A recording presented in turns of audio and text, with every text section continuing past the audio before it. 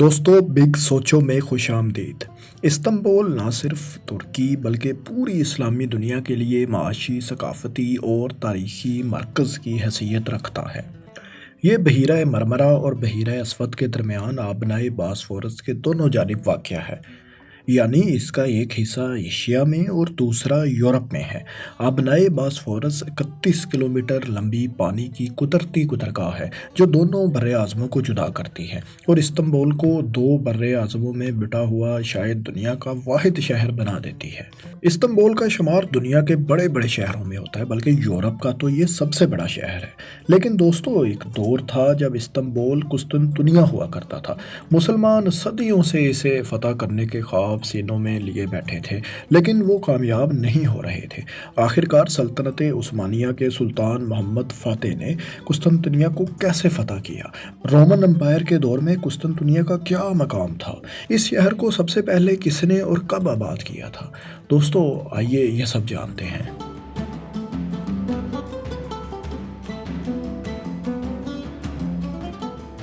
مورخین کے مطابق 657 قبل مسیح میں میگارا کے یونانی باشندوں نے آبنائے باسفورس کے مغربی جانب ایک بستی آباد کی۔ انہوں نے گولڈن ہارن کے قریب ایک قلعہ بھی تعمیر کیا۔ گولڈن ہارن دراصل پانی کی ایک قدرتی گزرگاہ ہے، یعنی خلیج ہے جہاں آبنائے باسفورس اور بحیرہ مرمرا کے پانیوں کا ملاپ ہوتا ہے اور یہ استنبول میں داخل ہوتا ہے۔ جب اس پر ابھرتے ہوئے سورج کی کرنیں پڑتی ہیں تو یہ آبی گزرگاہ سنہرے رنگ میں چمک اٹھتی ہے۔ اسی مناسبت سے اسے یہ نام دیا گیا ہے۔ دوستو، یونانی باشندوں نے یہ بستی آباد تو کر لی تھی، لیکن وہ اس کی حفاظت نہیں کر پائے اور کچھ عرصہ کے لیے یہ علاقہ فارس کے کنٹرول میں چلا گیا۔ لیکن جلد ہی یونانیوں نے دوبارہ اس پر اپنا قبضہ جما لیا۔ اپنے حکمران بیزاس کے نام پر اس شہر کا نام بائزنطیوم رکھا۔ یونانی چونکہ رومنز کے اتحادی تھے، انہوں نے 73 عیسوی میں بائزنطیوم رومی سلطنت کے حوالے کر دیا۔ 196 عیسوی میں ایک رومن شہنشاہ سیپٹیمیس سیورس نے ایک جنگ کے دوران دوسرے رومن حکمران کا ساتھ دینے پر بائزنطیوم کو تباہ و برباد کر ڈالا تھا۔ البتہ بعد میں ہی خود اس شہر کی تعمیر نو بھی کروائی اور شہر ایک مرتبہ پھر ترقی کی راہ پر گامزن ہوا۔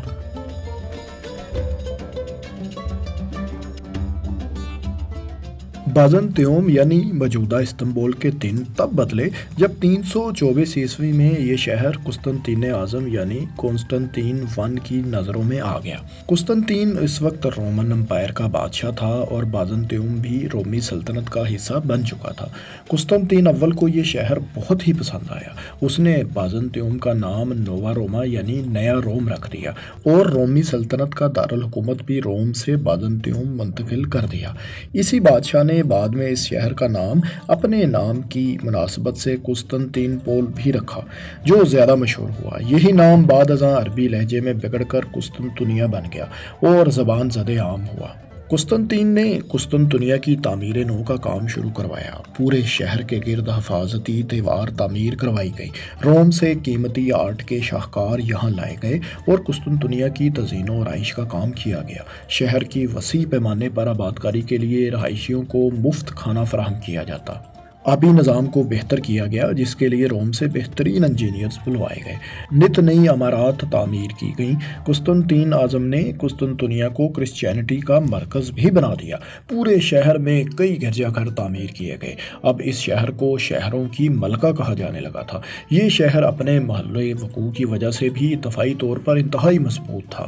مختلف بائزنطینی حکمران بدلتے رہے اور اس کی مضبوط حفاظتی دیواروں اور سمندری حدود کی وجہ سے یہ شہر بیرونی حملوں سے محفوظ رہا، جبکہ دوسری طرف مغرب میں رومن امپائر کئی دہائیوں سے ٹوٹ پھوٹ کا شکار ہو چکی تھی۔ 476 عیسوی میں اس کا خاتمہ ہو گیا، لیکن یہ بائزنطیوم یعنی کنسٹنٹائن پول میں بائزنطینی سلطنت کی شکل میں طاقتور ہو رہی تھی۔ اسے مشرقی رومی سلطنت بھی کہا جاتا تھا۔ بائزنطیوم ہی اب بائزنطینی سلطنت یعنی مشرقی رومی سلطنت کا مرکز تھا۔ 527 میں جسٹینین اول بازنطینی سلطنت کا بادشاہ بنا۔ اس نے بھی شہر کی ترقی پر خاص توجہ دی۔ آیا صوفیہ جو اس وقت ایک گرجا گھر تھا، اسی حکمران نے تعمیر کروایا تھا۔ اسے 10,000 افراد نے 6 سال کے عرصے میں مل کر بنایا تھا۔ آیا صوفیہ کو آج 14 صدیوں سے زائد کا عرصہ گزرنے کے باوجود فن تعمیر کا ایک انتہائی نایاب شاہکار مانا جاتا ہے۔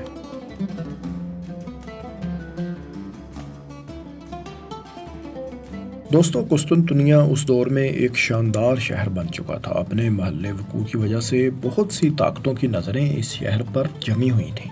مسلمان بھی اسے فتح کرنے کے خواب دیکھتے آئے تھے، لیکن کامیابی نہیں مل رہی تھی۔ 674 میں پوری تیاری کے ساتھ ایک بحری بیڑا قسطنطنیہ کی طرف روانہ کیا گیا۔ مسلمانوں کے خلیفہ اس وقت حضرت معاویہ بن ابو سفیان رضی اللہ تعالیٰ عنہ تھے۔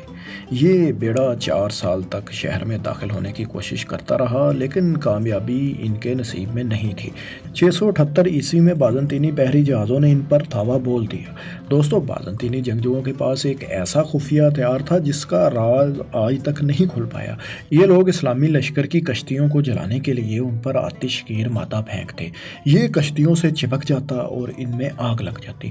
جب آگ بجھانے کے لیے اس پر پانی ڈالا جاتا تو بجائے آگ بجھنے کے مزید تیز ہو جایا کرتی۔ یہ ہتھیار یونانیوں ہی کی کارستانی تھا اور اسے گریک فائر کہا جاتا تھا۔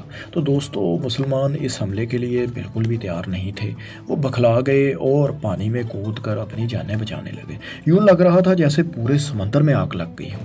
اس پر مزید تباہی سمندری طوفان نے مچائی اور بہت ہی کم مسلمان زندہ واپس لوٹ سکے۔ اس معرکے میں مشہور صحابی حضرت ابو ایوب انصاری رضی اللہ تعالیٰ عنہ نے بھی شہادت حاصل کی۔ ان کا مقبرہ آج بھی استنبول میں موجود ہے اور اسے ایک مسجد کا درجہ دیا گیا ہے۔ اس ناکامی کے باوجود مسلمانوں نے ہار نہیں مانی اور 711 میں ایک بار پھر قسطنطنیہ کا محاصرہ کیا۔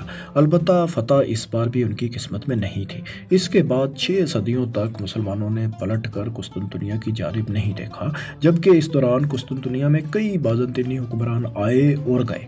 لیکن پھر 15ویں صدی کا آغاز ہوا۔ پوری دنیا نے دیکھا کہ مسلم دنیا کے ایک عظیم اور بہادر حکمران نے کس طرح 1100 سال سے قائم بازنطینی سلطنت کا خاتمہ کیا اور خلافت عثمانیہ نے اس پر اپنی حکومت قائم کی۔ ایسا کیسے ہوا تھا، آئیے جانتے ہیں۔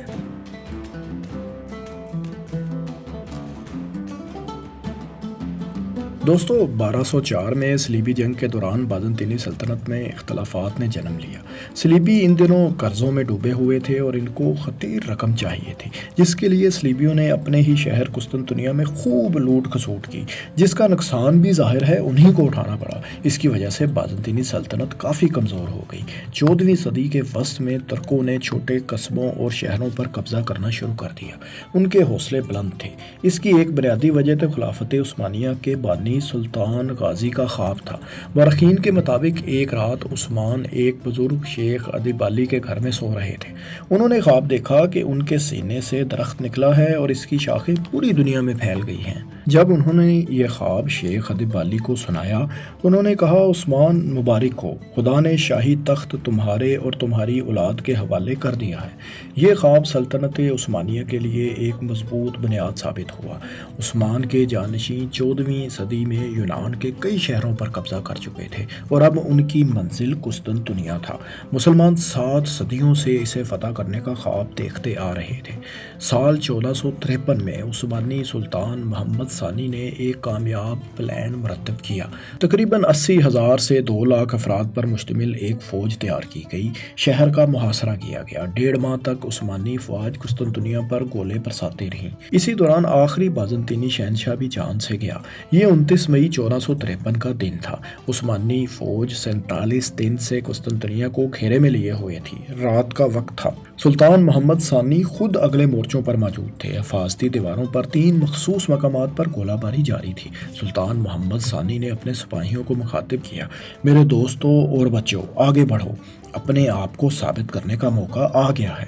اس کے ساتھ ہی عثمانی دستے آگے بڑھے اور حفاظتی دیواروں کے کمزور حصوں پر دھاوا بول دیا۔ رات کی خاموشی میں ترکوں کا شور ایسا تھا کہ پورا شہر لرز اٹھا۔ ایک اطالوی طبیب نکولو باربیرو اس وقت قسطنطنیہ میں موجود تھے۔ وہ لکھتے ہیں کہ سفید پگڑیاں باندھے ہوئے حملہ آور شیروں کی مانند حملہ کرتے اور ان کے نعروں اور طبلوں کا شور ایسا فلک شگاف تھا جیسے یہ کسی اور ہی دنیا سے تعلق رکھتے ہوں۔ صبح ہوئی تو پوری دنیا نے دیکھا کہ قسطنطنیہ پر عثمانی پرچم لہرا رہا تھا۔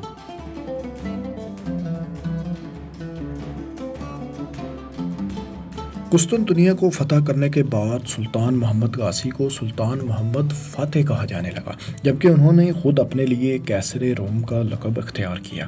قسطنطنیہ کو سلطنت عثمانیہ کا دارالحکومت بنا لیا گیا۔ شہر کی بحالی کا کام شروع ہوا۔ تباہ شدہ عمارتوں کی تعمیریں نو کی گئی، نکاسی کے نظام کو بہتر بنایا گیا۔ توپ کاپی محل کی تعمیر بھی اسی عرصے میں مکمل کی گئی۔ یہ محل کئی عثمانی سلاطین کی رہائش گاہ بھی رہا۔ آج اسے ایک میوزیم کا درجہ حاصل ہے۔ شہر سے بھاگ جانے والوں کو واپس بلایا گیا۔ نہ صرف مسلمانوں بلکہ یہودیوں اور کرسچنز کو بھی یہاں آباد کیا گیا۔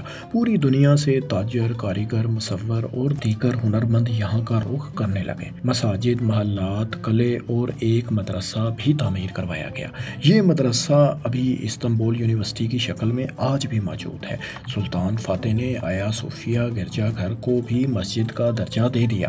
سلطان فاتح کے بعد جب ان کے بیٹے سلیم نے سلطنت عثمانیہ کا تخت سنبھالا تو جلد ہی اپنی کامیابی کے جھنڈے گاڑنے شروع کر دیے۔ کہا جاتا ہے کہ اس دور میں قسطنطنیہ کی حفاظتی دیواروں کو اتنا مضبوط کر لیا گیا تھا کہ پورے یورپ میں اس کی مثال نہیں ملتی تھی۔ قسطنطنیہ کا شمار یورپ کے بڑے شہروں میں ہوتا تھا۔ اس کی کل آبادی 16ویں صدی میں 2.5 لاکھ، جبکہ لندن کی آبادی اس وقت محض 50,000 افراد پر مشتمل تھی۔ 1517 میں سلطنت عثمانیہ نہ صرف ترکی بلکہ مصر کے مملوکوں کو شکست دے کر مصر، موجودہ عراق، شام، فلسطین، اردن اور حجاز کو بھی اپنے کنٹرول میں کر چکی تھی۔ حجاز کو اپنی سلطنت کا حصہ بنا کر سلیم اول مسلم دنیا کے سب سے طاقتور حکمراں بن چکے تھے، اس لیے ان کو عثمانی سلطنت کا پہلا خلیفہ بھی مانا جاتا ہے۔ اس دور میں قسطنطنیہ مسلمانوں کا مرکزی شہر بن گیا تھا۔ اس کے بعد سلطان فاتح کے پوتے سلیمان علی شان نے تخت سنبھالا۔ یہ وہی سلطان ہیں جن کو ترکی ڈرامے میرا سلطان میں دکھایا گیا ہے۔ انہوں نے قسطنطنیہ میں کئی مساجد بھی تعمیر کروائیں۔ ان میں سلیمانیہ مسجد، خسرو پاشا مسجد، شہزادہ مسجد وغیرہ شامل ہیں۔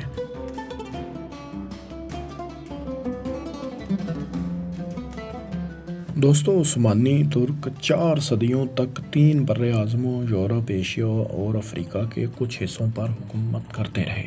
اس سلطنت کا مرکز قسطنطنیہ تھا۔ 18ویں صدی میں قسطنطنیہ کی آبادی 5,70,000 نفوس کے لگ بھگ ہو چکی تھی، لیکن پھر 19ویں صدی میں شہر میں کئی طرح کی جدید اصلاحات کی گئیں۔ جدید سہولیات جیسے کہ بجلی، ٹیلی فون اور ریلوے ٹرینز شہر میں متعارف کروائی گئیں۔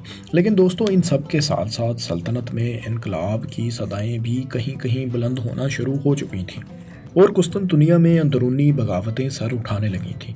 رہی سہی کسر جنگوں نے پوری کر دی۔ 20ویں صدی میں اطالیہ ترک جنگ اور بلقان کی جنگوں سے خلافت عثمانیہ مزید مشکلات سے دوچار ہو گئی۔ جنگ عظیم اول میں ترکی نے جرمنی کا ساتھ دیا۔ شکست کے بعد ایک معاہدہ طے پایا اور عارضی طور پر برطانیہ، فرانس، اٹلی اور یونان پر مشتمل اتحادیوں نے قسطنطنیہ پر قبضہ کر لیا۔ ترک قوم پرستوں نے انقرہ میں ترکی کی قومی اسمبلی میں 1 نومبر 1922 کو خلافت عثمانیہ کو ختم کر دیا۔ 1923 میں معاہدہ لوزان پر دستخط ہوئے اور اتحادی افواج قسطنطنیہ سے روانہ ہونے لگیں۔